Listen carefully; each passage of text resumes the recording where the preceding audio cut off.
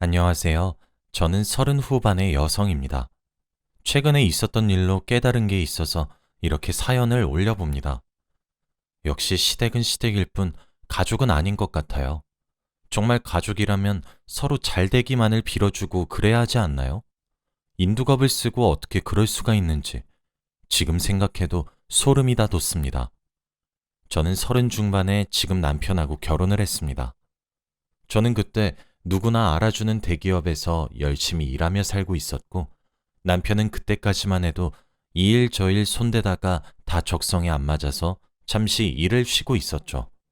남편 집안이 좀 여유로운 집안이라 집안에서 지원을 해주니 자기가 일을 안 해도 크게 먹고 사는데 지정이 없었다고 말해주더라고요.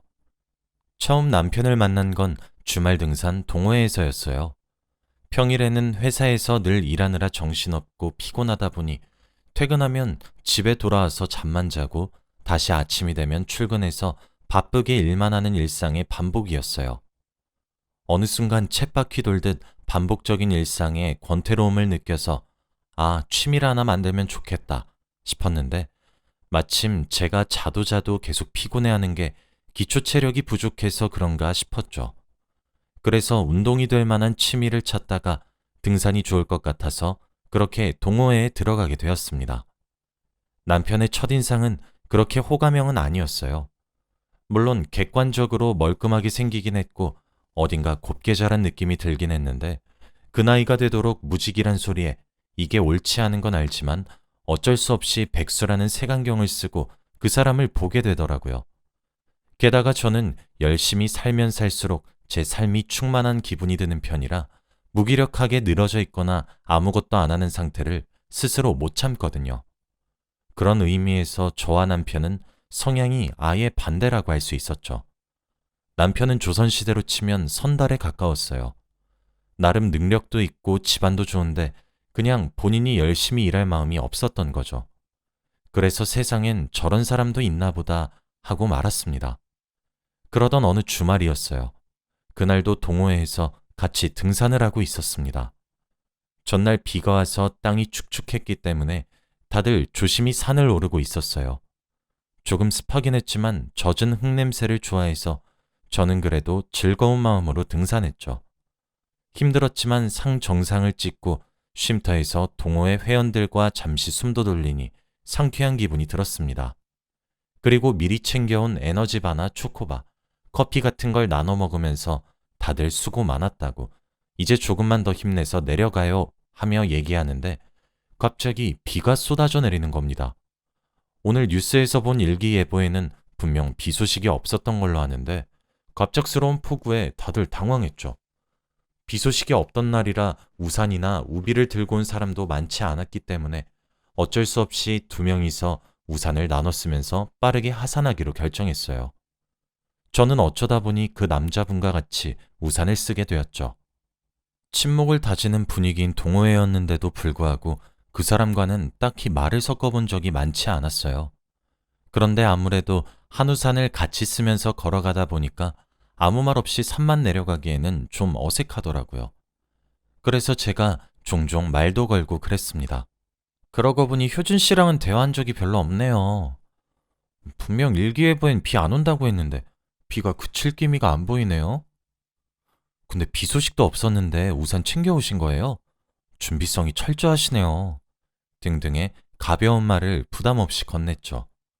그분도 그동안 저랑만 친하지 않았다 뿐이지 나름 말솜씨도 있고 친화력이 아예 없는 건 아니더라고요. 제가 너무 편견을 가지고 이 사람을 대했구나 반성하게 됐죠. 하산하는 내내 꽤 많은 얘기를 했어요. 등산 말고 다른 취미는 뭐냐? 평일엔 그럼 주로 뭐 하시냐? 배고픈데 혹시 좋아하는 음식은 있느냐 등등 지금 생각하면 조금 호구조사 같기도 한 질문들을 많이 주고받았었습니다. 알고 보니 책 읽는 걸 좋아하고 평일에는 의외로 유기동물 보호소에서 자원봉사하러 다니는 섬세하고 착실한 사람이더라고요. 게다가 저랑 똑같이 김치볶음밥을 제일 좋아한다길래 별 이유도 아닌데 괜히 반갑고 더 친하게 느껴졌어요. 그렇게 나름 말도 트고 처음에 어색함은 사라진 채로 빗속을 뚫으며 산을 내려가고 있었어요. 좁은 길목이라 다들 조심히 건너고 있었죠. 바로 옆에는 계곡물이 잔뜩 불어나 폭포처럼 흘러가고 있었어요. 그런데 제가 가져온 가방이 너무 무거워서 나름대로 조심히 발걸음을 내딛는다고 내딛었는데도 가방 무게 탓에 휘청거리고 흙바닥에 물기가 가득해서 그런지 발을 헛디디고 말았습니다. 이대로 물에 빠지나 싶었는데 옆에 계신 그분이 우산도 던진 채로 미끄러지는 저를 붙잡는 거예요. 정말 순식간에 일어난 일이었죠. 깜짝 놀라 감사하다는 말을 하고는 어버버하고 있었습니다. 어쩌면 계곡에 빠져 죽거나 크게 다칠 수도 있다고 생각하니 무서웠고, 동시에 그 짧은 순간에 그 사람이 저를 잡아준 아까 그 장면이 자꾸 머릿속에 재생됐죠. 조심하세요. 많이 미끄러운 것 같네요. 하고 그 사람이 말하길래 제가 네, 그러게요. 아깐 가방 때문에 무게중심 잡기가 좀 힘들어서 하고 대답했어요. 그러더니 그 사람이 갑자기 발걸음을 멈춰서서 우산을 제게 건네더니 잠시 이것 좀 들어주실래요? 하는 겁니다. 저는 멍하니 우산을 받아들고 가만히 있었죠. 그러더니 그분이 제 어깨에 걸쳐진 가방을 빼서 자기가 들어주는 겁니다. 제가 너무 놀라서 제가 들 수 있다고, 효준 씨도 가방 무겁지 않냐 하니까 자긴 괜찮대요. 아까부터 힘들어하는 거 눈에 보여서 계속 눈에 밟혔다고 하더라고요. 결국 그분의 도움을 받아 위험했지만 다친 곳 없이 무사히 하산할 수 있었죠. 그 이후로 그분과 저는 조금 친해졌어요. 하지만 다른 동호회 회원분들처럼 단순히 친구 같은 느낌보다는 서로에게 이성 간의 감정을 가지고 있는 것 같았죠. 시간이 조금 더 흘러 저희는 우연히 서로의 마음을 확인할 기회를 가지게 되었고, 그렇게 연애를 시작하게 되었습니다. 연애를 하면서 남자친구의 성향도 조금씩 바뀌어 갔어요.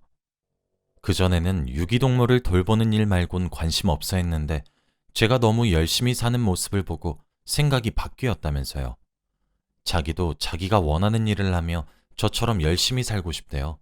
저보고 존경스럽다고, 그런 모습을 본받고 싶다고 하는데 괜히 쑥스러웠네요.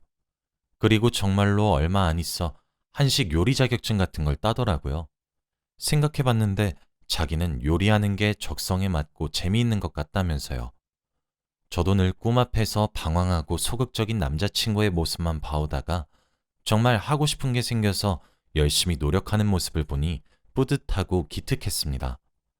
저도 회사에서 일이 계속 잘 풀리고 있었고 돈도 착착 쌓이던 터라 슬슬 결혼 생각을 하게 되었어요.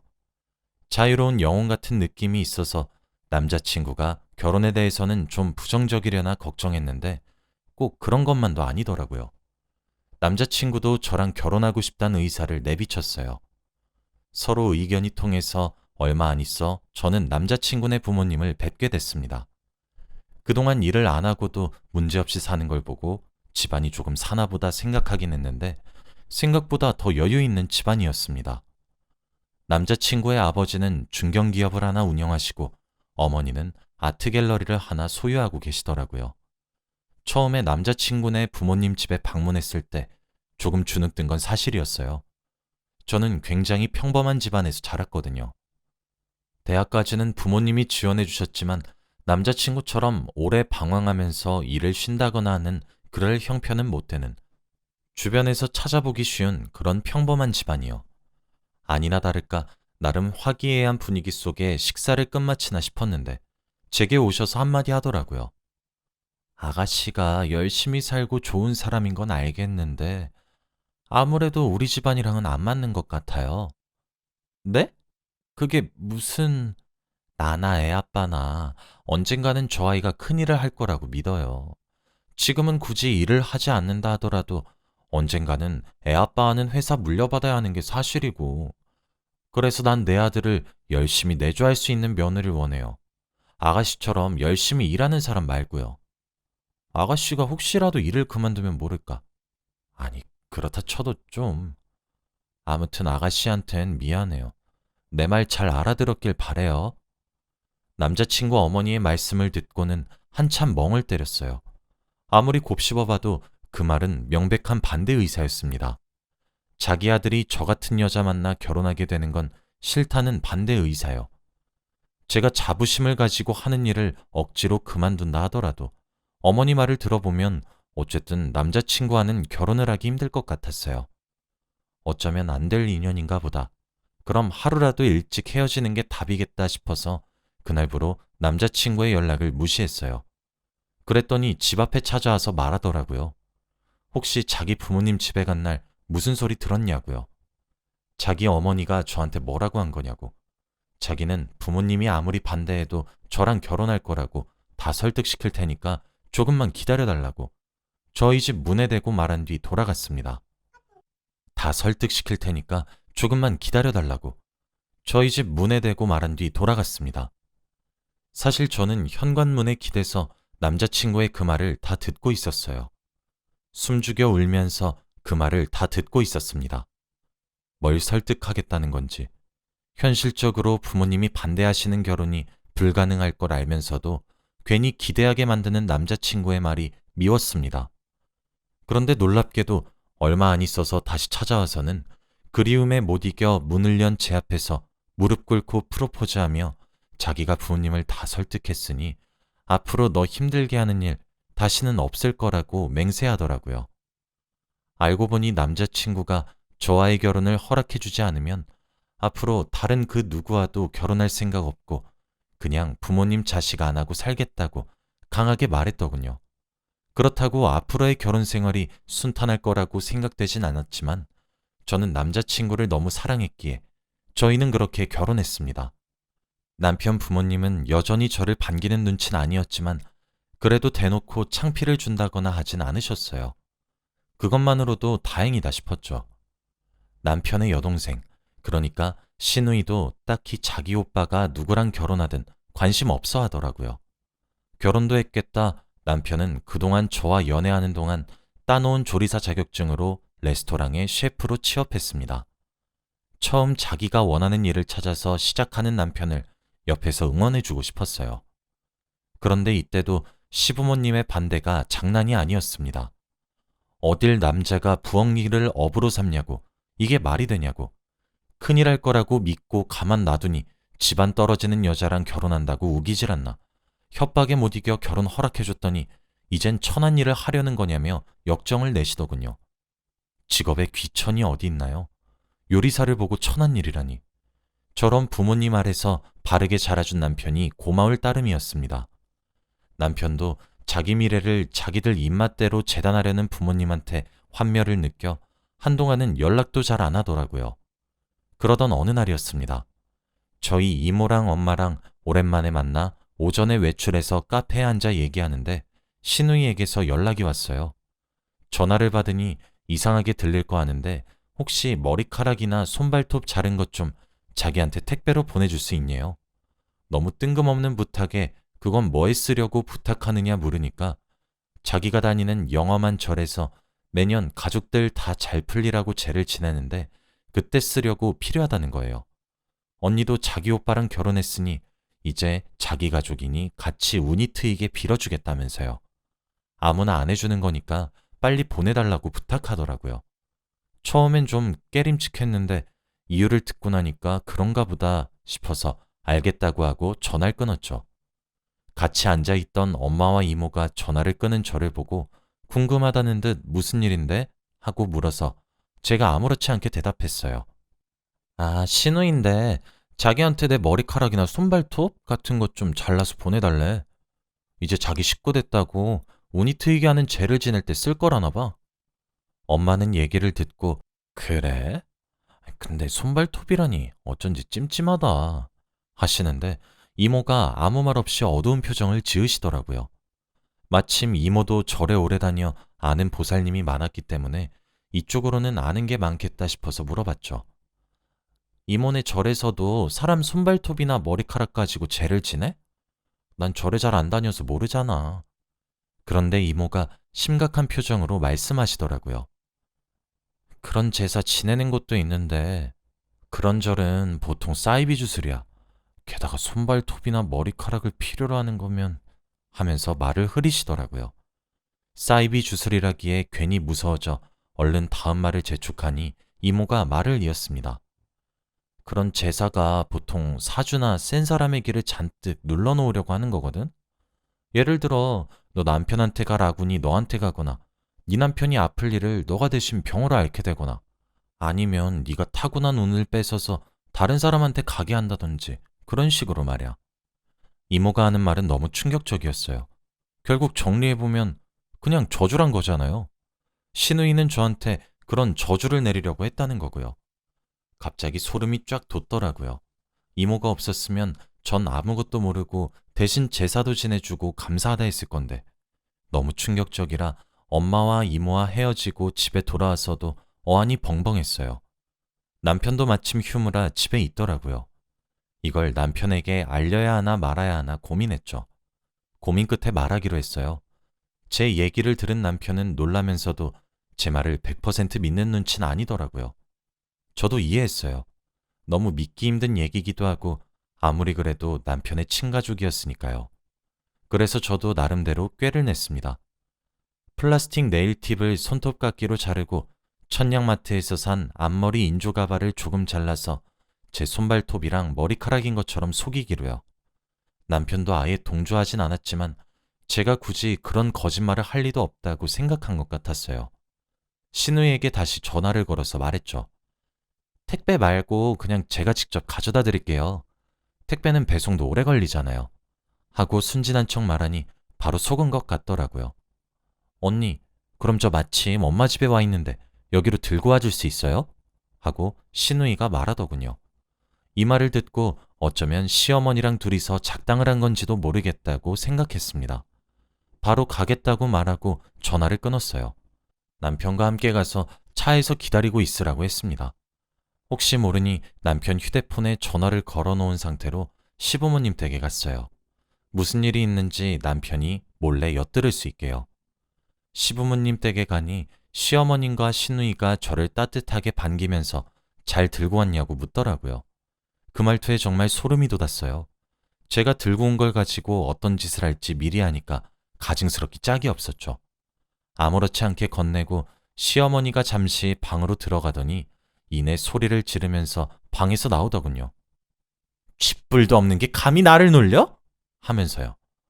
제게 성큼성큼 다가오시면서 가짜 손톱과 머리카락을 던지더군요. 쓸데없이 기만 세가지고 네 기에 눌려 우리 아들이 번번이 큰일을 못하는 것 같아서 좀 눌러놓을랬더니 어른을 이런 식으로 가지고 놀아? 이따위에 내가 속을 줄 알고? 그리고 제 머리칼을 부여잡더라고요. 마침 잘 왔다. 온 김에 머리카락이랑 손발톱 지금 내놓고 가. 눈을 보니 시어머니는 이미 제정신이 아닌 것 같았어요. 언니 미안해요 하면서 신우이도 시어머니 눈치를 보더니 합세해서 제 두 팔을 결박했습니다. 정말 무서웠어요. 아무리 벗어나려고 저행해봐도 두 명은 못 당해내겠더라고요. 그 순간이었어요. 남편이 급하게 들어와서 저를 시어머니와 시누이에게서 떼어놓더라고요. 당신 괜찮아? 하고 묻길래 겨우 고개를 끄덕였습니다. 이게 뭐 하는 짓이야? 난 그래도 엄마랑 너 끝까지 믿었는데 이게 내 아내한테 할 짓이야 지금? 그랬더니 시누이가 울면서 말하더라고요. 오빠, 난 아니야. 엄마가 억지로 시킨 거란 말이야. 그리곤 시어머니가 말을 더듬으며 겨우 말했습니다. 효준아, 그게 아니라 엄마는 네가 계속 얄궂은 일만 하면서 시간 허비하니까 그게 아까워서 다 너 잘 되라고 그런 거야. 웃기지 마. 나 지금 하는 일이 제일 즐거워. 이게 뭐가 다 나 잘 되라고 하는 건데. 난 아내 운 뺏어서 잘 되고 싶은 마음 없어. 남편이 크게 화를 내니까 시어머니도 당황한 듯 보였어요. 어떻게 사람이 그래? 어떻게 사람이 그럴 수 있냐고. 좋아. 나 이제 엄마 아들 아니에요. 한 번만 더 나랑 이 사람 행복하게 사는 거 방해하려 들어봐. 내 핸드폰에 지금 있었던 일, 이 사람한테 하려고 했던 짓 다 녹음돼 있어. 허튼 짓 했다간 이거 가지고 바로 경찰 찾아갈 거야. 그러니까 앞으로 나랑 아내 앞에 나타나지도 다신 연락하지도 마요. 그러고는 남편이 저를 부축해줘서 겨우 시부모님 댁을 떠났어요. 남편이 마지막에 강하게 경고해서 그런지 그 이후로 정말 연락은 없더라고요. 시어머니도 법은 무서웠던 걸까요? 아무튼 저는 아직도 그날 일만 생각하면 두렵고 온몸에 소름이 돋아요. 만약 그날 이모를 만나지 않았다면, 남편에게 말하지 않고 독단적으로 시부모님 댁을 찾아갔다면, 그랬다면 어떻게 됐을지 정말 상상하기도 싫네요. 세상에는 이런 일도 있다는 걸 알리기 위해 사연을 보내봤는데, 여러분은 부디 머리카락이나 손발톱을 달라는 이런 요구를 들으시면 바로 무시하시고 그 사람과의 인연을 끊길 바랍니다. 그 사람은 누구보다도 여러분의 일이 잘 안 풀리길 바라는 사람들일 테니까요. 여러분이 하는 일 다 승승장구하고 잘 풀리게 되시길 바랍니다. 사연 들어주셔서 감사합니다.